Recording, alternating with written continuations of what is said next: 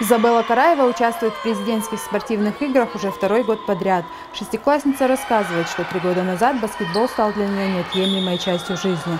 А выступать на таких масштабных соревнованиях – большая честь. Мы приехали на эти соревнования, чтобы выиграть и поехать в Орленок.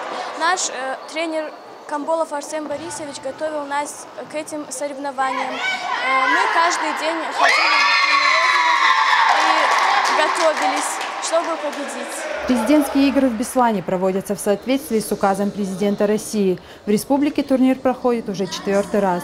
В них принимают участие школьники 5-6 классов. В течение 5 дней ребята из районов республики будут состязаться в 5 видах спорта – волейболе, баскетболе, плавании, велоспорте и легкой атлетике. Нас тренировала Корниенко Людмила Афанасьевна.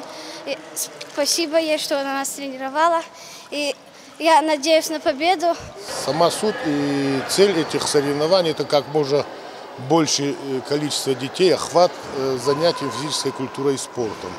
И оздоравливать как можно больше детей. Вот основная цель этих соревнований.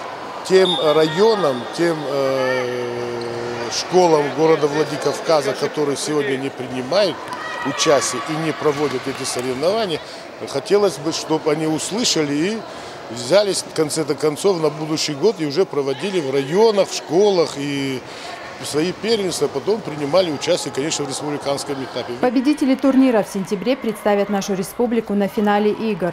Соревнования пройдут во Всероссийском детском центре «Орленок».